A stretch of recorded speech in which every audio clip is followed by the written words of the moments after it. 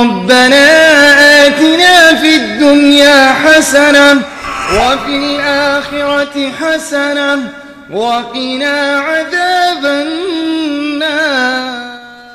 معزز علماء کرام، بالخصوص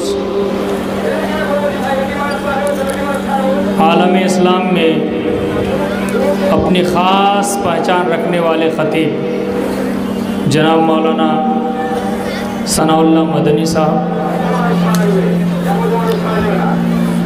جناب مولانا مفیض الدین ریاضی صاحب،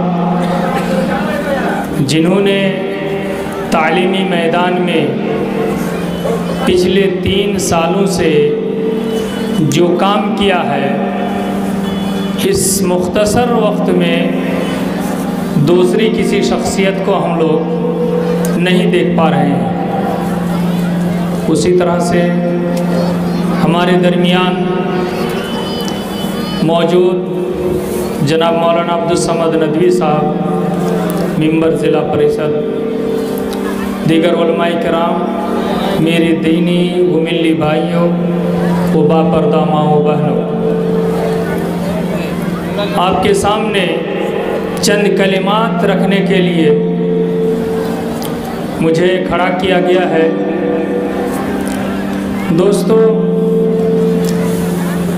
میں نے ایک چھوٹی سی آیت آپ کے سامنے پڑھی ہے، ان الدین عند اللہ الاسلام. یقیناً دین اللہ کے نزدیک جو مقبول دین ہے، جو معتبر دین ہے، جس پر چل کر انسان آخرت کو پا سکتا ہے، آخرت کی کامیابی حاصل کر سکتا ہے، وہ دین یقیناً اسلام ہے. اور آج اسلام کے سلسلے میں پچھلے 2 دہائی سے جس طرح سے پوری دنیا والے پریشان ہیں، پوری دنیا والوں نے جو اسلام کے ماننے والے نہیں ہیں، انہوں نے جو شور مچا کر رکھا ہے. اور ہم لوگ کہا کرتے ہیں دوستو، دنیا کی پہلی اور آخری تقدیر اسلام ہے. اسلام کی رحمتوں کے سائے تلے ہی انسان کامیابی حاصل کر سکتا ہے اور آخرت میں وہ فلاح و بہبودی پا سکتا ہے. دنیا کی کامیابی اصل کامیابی نہیں، آخرت کی کامیابی ہی اصل کامیابی ہے. فرمایا اللہ تبارک و تعالیٰ نے، فَمَنْ زُحْزِحَ عَنِ النَّارِ وَأُدْخِلَ الْجَنَّةَ فَقَدْ فَازَ. تو جو جہنم سے ہٹا دیا جائے اور جنت میں داخل کر دیا جائے، وہی کامیاب. اور ہر مسلمان جو توحید اور سنت پر چل رہا ہو، یقیناً وہ جنت جائے گا انشاءاللہ. لہذا دوستو، دین جو معتبر دین ہے وہ اسلام. فرمایا دوسری جگہ پر، وَمَنْ يَبْتَغِ غَيْرَ الْإِسْلَامِ دِينًا فَلَنْ يُقْبَلَ مِنْهُ وَهُوَ فِي الْآخِرَةِ مِنَ الْخَاسِرِينَ. جو اسلام کے علاوہ کوئی دوسرا بھی دین اختیار کرتا ہے تو اس سے وہ قبول کیا نہیں جائے گا. اس سے کوئی بھی دھرم اللہ کے یہاں مقبول نہیں ہوگا. اور اس کا نتیجہ یہ ہے کہ جو بھی وہ دھرم اختیار کرے، اس دھرم کو اختیار کرتے ہوئے دنیا سے چلا جائے تو آخرت میں اس کو گھاٹا اٹھانا ہے، نقصان اٹھانا ہے، وہ نقصان اٹھانے والوں میں سے ہو جائے گا. لہٰذا بات متعین ہے کہ اسلام سے بہتر کوئی دین نہیں. کسی انگریز مفکر نے کبھی کہا تھا کہ اسلام سب سے بہتر دین، لیکن مسلمان سب سے بدتر قوم. ایسا کیوں ہے؟ تو اس سے ہم کو سمجھ میں آتا ہے کہ اگر مسلمانوں کا جائزہ لیا جائے تو مسلمان عملی زندگی میں قرآن اور حدیث کے مطابق عمل نہیں کر رہے. قرآن و حدیث کو जो कुरान और हदीस का जो इस्लाम है, जो इस्लाम कुरान और हदीस में मिलता है, वो मुसलमानों में दिखाई नहीं देता। शहरों की ज़िंदगी में जाइए, जो महल्ला सबसे ज़्यादा गंदा होगा और आप आराम से कह सकते हैं कि इसके बाद मस्जिद आने वाली है या इसके बाद मुसलमानों का महल्ला आने वाला है, बल्कि आ गया है, तो सबसे गंदी जगह जो मिलेगी आप आराम से कह दीजिएगा मुसलमानों की जगह, ये मुसलमानों का महल्ला है।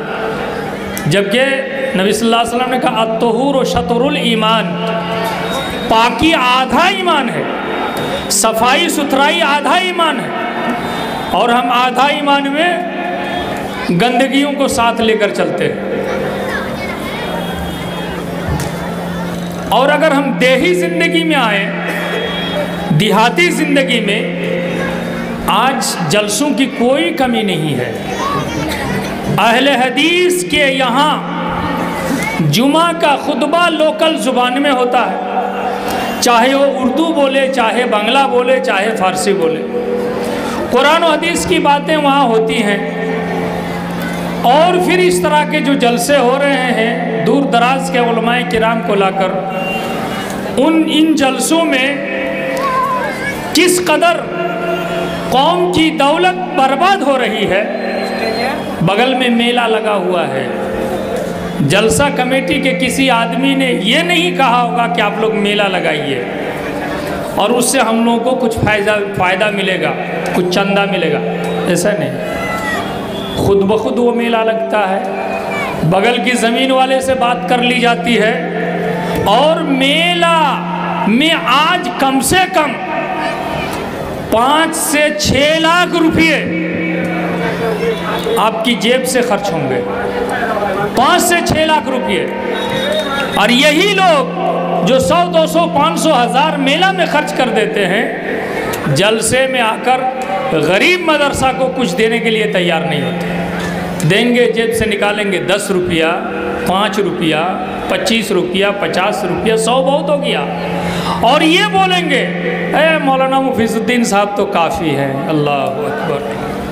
आपको नहीं करना है, आपको आखिरत नहीं बनाना है, आपको दुनिया नहीं बनाना है, आपको अपने बच्चों की परवरिश नहीं करना है। अगर देही जिंदगी में सिर्फ जलसों की बात करेंगे तो ये तबाही है कि आज 5-6 लाख रुपया उधर बर्बाद हो रहा है और इधर 1 लाख रुपया, 2 लाख रुपया आएगा कि नहीं, इस पर आफत है। लिहाजा दोस्तों, मदारिस जो भी चल रहे हैं, ये मदरसे दीन के किले हैं। दोस्तों, आप सोचिए कि हिंदुस्तान की धरती पर ये मदरसे जो चल रहे हैं, सरकार से 1 पैसे की मदद नहीं है, आपको खुद से इन मदरसों को चलाना है और अपने बच्चों की परवरिश करना है।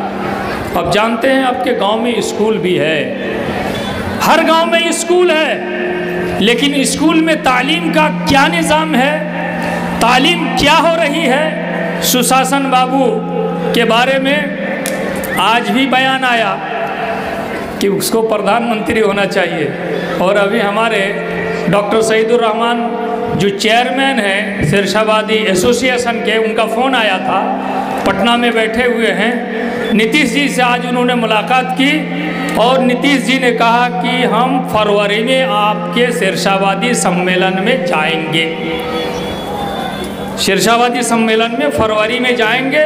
हमारे पीए का नंबर आप रखिए, हम डेट तय करके आपको बता देंगे। तो जिस जनजागरण सम्मेलन की बात हो रही थी, उसकी तारीख इंशाअल्लाह बहुत जल्दी फाइनल होने वाली है। आज मुख्यमंत्री से मुलाकात कर ली गई है।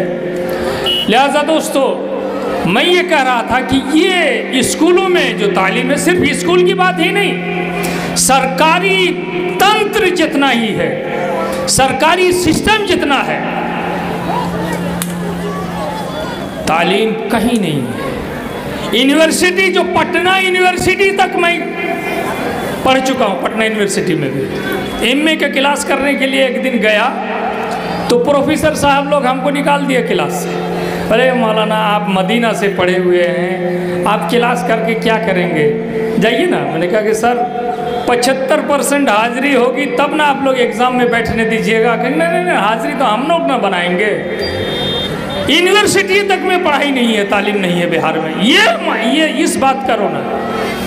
لہٰذا آپ کے گاؤں میں اسکول ہے, وہاں آپ ٹائٹ نہیں ہے, آپ کی کمیٹی ٹائٹ نہیں ہے. مدرسہ ہے, مدرسہ میں آپ ٹائٹ نہیں ہے, آپ نے نالائق لوگوں کو اس میں لاگا رکھ دیا ہے سرکاری مدرسے میں.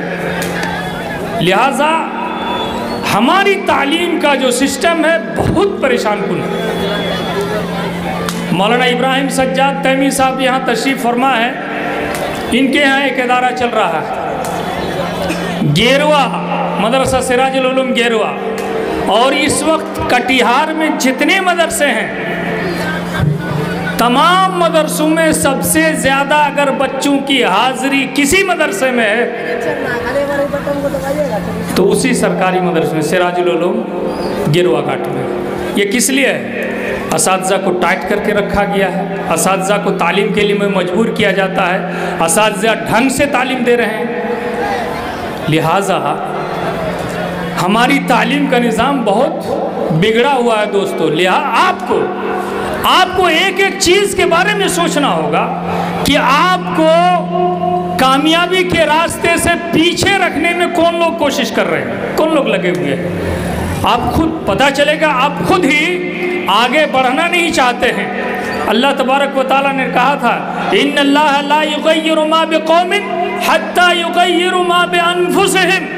خدا نے آج تک اس قوم کی حالت نہیں بدلی, نہ ہو جس کو خیال خود اپنی حالت کے بدلنے کا. آپ سوچیں گے نہیں, آپ بدلاؤ نہیں چاہیں گے تو اللہ آسمان سے اتر کے آپ کو آپ کی انگلی پکڑ کے نہیں آپ کو بدلاؤ کرے گا. آپ کو کوشش کرنی ہوگی, آگے بڑھنی ہوگی. دوستو میں نے یہ سماج سے متعلق ایک حدیث ابو سعید خدری رضی اللہ تعالیٰ عنہ کی روایت کردہ ہے, اس کو میں نے پڑھی, متفق علیہ روایت ہے. آج ہمارے گاؤں سماج کے اندر جو ہر چوک میں, ہر موڑ پر, ہر نکڑ میں ایک دو دکانیں, چائے کی دکان گمٹی ہے, یہ ہے وہ ہے, چائے کی دکان ہے. اور یہ چائے کی دکانیں غیبت کا اڈا, یہ چائے کی دکانیں تباہی کا اڈا, یہ چائے کی دکانیں گندی سیاست کا اڈا. اس کی عزت پر وہیں حملہ ہوتا ہے اور وہیں پلاننگ تیار ہوتی ہے کہ اس کو ایسا کرو اور اس کو ایسا کرو ان چائے کی دکانوں میں. لہٰذا ان چائے کی دکانوں میں بیٹھنے والے صبح صبح یہ سب سے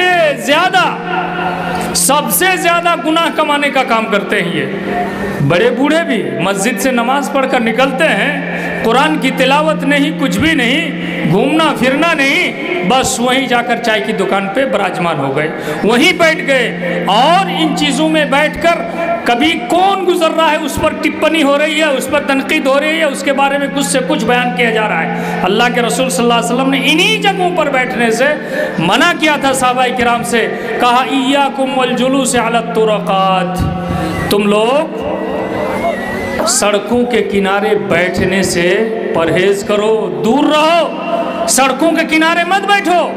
نبی کریم صلی اللہ علیہ وسلم سے صحابہ کرام نے کہا ما لنا بد من مجالسنا نتحدث فیہا, ہمارے لیے ضروری ہے کہ گفتگو کرنے کی ہمارے لیے یہی جگہ ہے.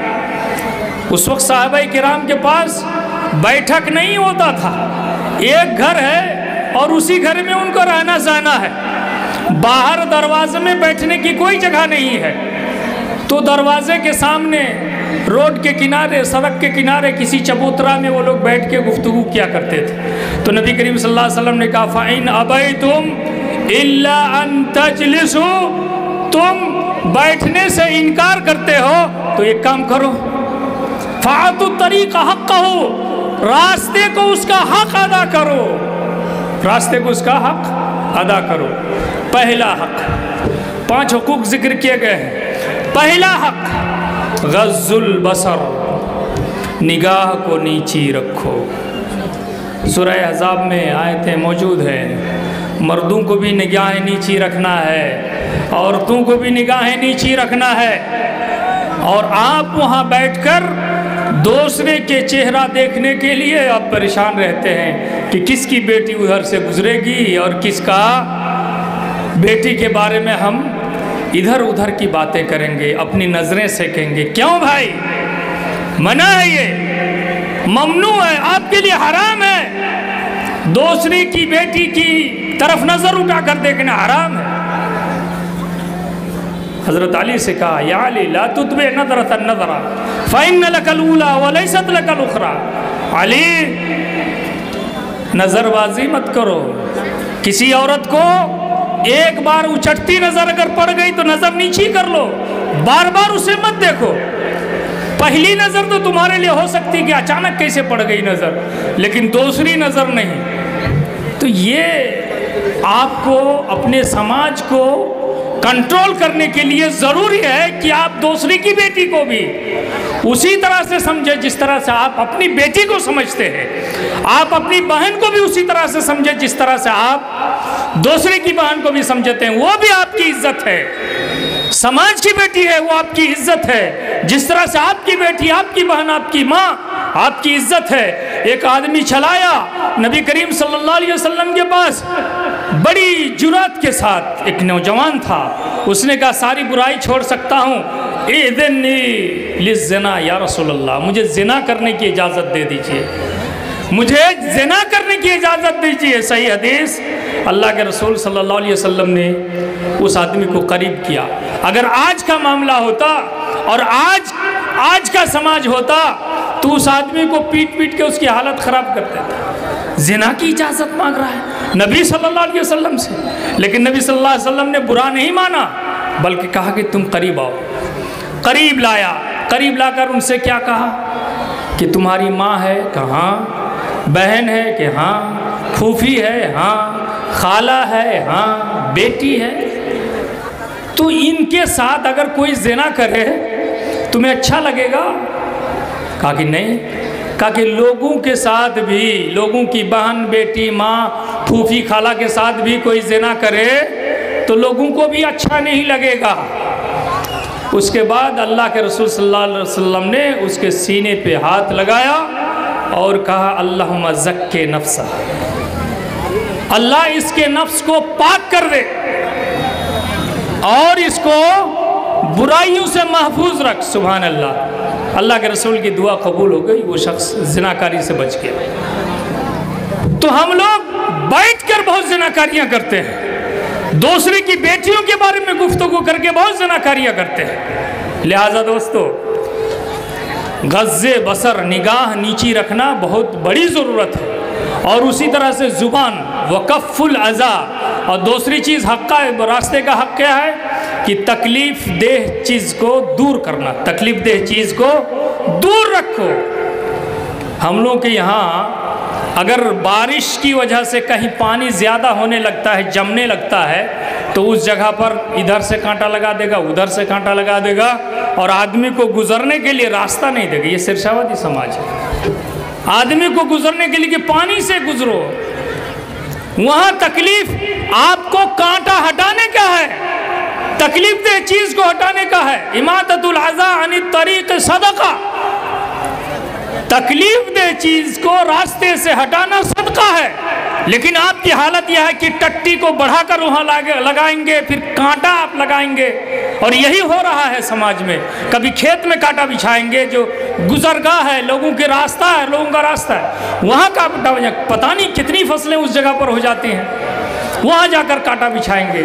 تو راستے میں کانٹا بچھانے کا کام ہم کرتے ہیں۔ لہٰذا راستے سے تکلیف دہ چیزوں کو دور کرنا یہ آپ کی ذمہ داری ہے اگر آپ راستے کے کنارے بیٹھتے ہیں۔ اور تیسری چیز رد السلام، سلام کا جواب دیجئے، سلام کا جواب دیجئے۔ گزرنے والا گزرتا ہے، سلام کرتا ہے، اور آپ بیٹھے ہوئے جواب تک نہیں دیتے۔ اللہ تبارک و تعالیٰ نے سلام کا جواب دینا فرض قرار دیا ہے۔ فرمایا وَإِذَا حُيِّيتُم بِتَحِيَّةٍ فَحَيُّوا بِأَحْسَنَ مِنْهَا أَوْ رُدُّوهَا، جب تمہیں کوئی سلام کرے یا تمہیں سلام کیا جائے تو سلام کا جواب دو اس سے بہتر طریقہ سے، या उसी को पलटा दो। अब ये सलाम का जवाब, हम तो सलाम करना जानते ही नहीं हैं, और कुछ लोग सलाम का जवाब बेहतर देने के लिए, एक आदमी ने सलाम किया अस्सलामु अलैकुम व रहमतुल्लाहि व बरकातहू कह दिया, तो कुछ लोग हमारे समाज में ऐसे हैं, ऐसे नादान हैं कि वालेकुम सलाम व रहमतुल्लाहि व बरकातहू के बाद फिर बढ़ाना शुरू करते हैं। अब ये औरुद्दूहा पर अमल है ये, यानी उसी को पलटा दो और आगे बढ़ाने की गुंजाइश नहीं है। तो कुछ लोग बोलते हैं जन्नतुल मकाम, दोज़ख हराम, नाउज़ुबिल्लाह। ये सब क्या भाई? अल्लाह के रसूल सल्लल्लाहु अलैहि वसल्लम के कलाम पर, उनके दुआइया कलिमात पर, सलाम के कलिमात पर आप अपनी तरफ से इजाफा कर रहे हैं और आप बिदअत कर रहे हैं, अपने अमल को और ख़राब करने जा रहे हैं। लिहाजा आगे बढ़ाने की ज़रूरत नहीं है। और आगे है चौथी चीज़, और ये सलाम के सिलसिले में हज़रत अब्दुल्ला बिन उमर रज़ी अल्लाह ताला अन्हु बाज़ार जाते थे तो सिर्फ सलाम करने के लिए जाते थे, अफ़शुस सलाम बैनकुम पर अमल करने के लिए।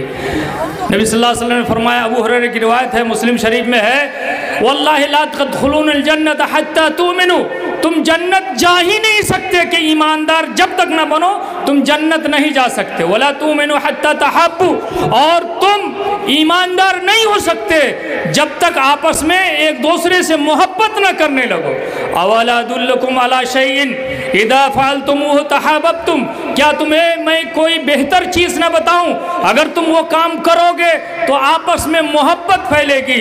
अफ़शुस सलाम बैनकुम, आपस में सलाम का प्रचार करो, सलाम को फैलाओ। आज हम लोग सलाम करना भूल गए हैं, भाई से भाई का रिश्ता कटा हुआ है, गुफ्तगू नहीं है, 3 दिन से ज़्यादा गुफ्तगू बंद नहीं रहना चाहिए। आपका नेक अमाल इस धरती से आसमान तक नहीं पहुंचाया जाएगा। ये सब जानते हुए भी हम जब भाई गुजरता है तो अपनी पीठ उसको दिखा के दूसरी तरफ निकल जाते हैं, बिल्कुल गलत है। आप सलाम कीजिए, सलाम का प्रचार कीजिए। उसी तरह से अमरुन बिल मारूफ व नही अनिल मुनकर, अम्र बिल मारूफ का फरीज़ा और नही अनिल मुनकर का फरीज़ा, इमाम इब्न क़य्यिम कहते हैं कि अम्र बिल मारूफ और नही अनिल मुनकर ही इस्लाम है।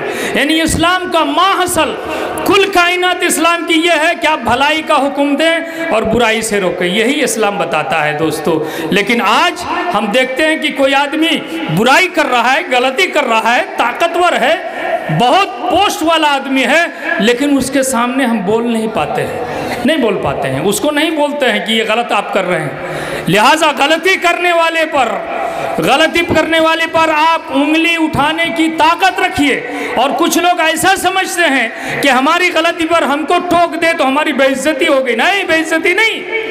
हज़रत उमर बिन खत्ताब रज़ी अल्लाह ताला अन्हु कहा करते थे, मन नब्बहनी अला खतई फहुव सदीकुन ली, कोई अगर मुझे मेरी गलती की खबरगिरी करता है, तंबीह करता है मेरी गलती पर, तो मेरा दोस्त है। और यकीनन वो दोस्त है, जो गलती को बता देता है वो दोस्त है, और जो गलती को नहीं बताता वो आपका दुश्मन है भाई, वो आपको बुराई में और गिरने का मौका देता है। लिहाजा भलाई का हुक्म दीजिए, बुराई से रोकिए, यही इस्लाम चाहता है। नबी सल्लल्लाहु अलैहि वसल्लम ने फरमाया था, तिरमिज़ी शरीफ की सही रिवायत है, लतामुरुन्नासा बिल मारूफ व लतनहौनहुम अनिल मुनकर व इल्ला तदऊना व ला युस्तजाबु लकुम, तुम्हें ज़रूर भलाई का हुक्म देना चाहिए, तुम्हें ज़रूर बुराई से रोकना चाहिए, नहीं तो एक वक्त आएगा कि तुम दुआएं करोगे लेकिन तुम्हारी दुआएं कबूल नहीं होंगी। लिहाजा दोस्तों, ज़्यादा कुछ न कहते हुए, मैं अपने टाइम की पाबंदी करते हुए, मैं इन्हीं चंद कलिमात के साथ अपनी बातें ख़त्म करता हूँ। और ये जलसा है, इस मदरसे का जो जलसा है, ये मदरसे में के इस जलसे में तो कम से कम जो हाव भाव और जो तैयारियां हैं, इससे तो लगता है कि 1-1.5 लाख से कम खर्च नहीं हुआ होगा। अगर 1-1 लाख खर्च हुआ है, 1.5 लाख तक खर्च हुआ है, तो अगर उतना कलेक्शन ना हो तो फिर मदरसा वाला कहाँ से आपके बच्चों की पढ़ाई के लिए इंतज़ाम कर सकेगा? असातिज़ा को तनख्वाह कहाँ से दी जाएगी? आपके बच्चों की पढ़ाई ढंग से कैसे हो पाएगी? इस वजह से हम गुजारिश करते हैं कि आप इस मदरसे को ज़्यादा से ज़्यादा ताउन देने की कोशिश करें। इलाके में मकई की खेती होती है, गेहूं की खेती होती है, दूसरी खेतियां होती हैं, अगर वो खेती अभी धान अभी कटा ही है, ये इलाका सबसे ज़्यादा फेमस है धान के सिलसिले में, लिहाजा धान कटा है, धान भी दीजिए, आप मकई दीजिए, गेहूँ दीजिए, ये सारी चीज़ें आपके सामने हैं, आप उनमें से भी लिखा सकते हैं, देकर जा सकते हैं। अल्लाह तबारक व तआला आपके तमाम चीज़ों को जो आप नबी के मदरसा को चलाने के लिए, दीन के मदरसा को चलाने के लिए देंगे, अल्लाह तबारक व तआला उसे कबूल फरमाएगा। आमीन रब्बल आलमीन। वस्सलामु अलैकुम व रहमतुल्लाहि व बरकातुहू।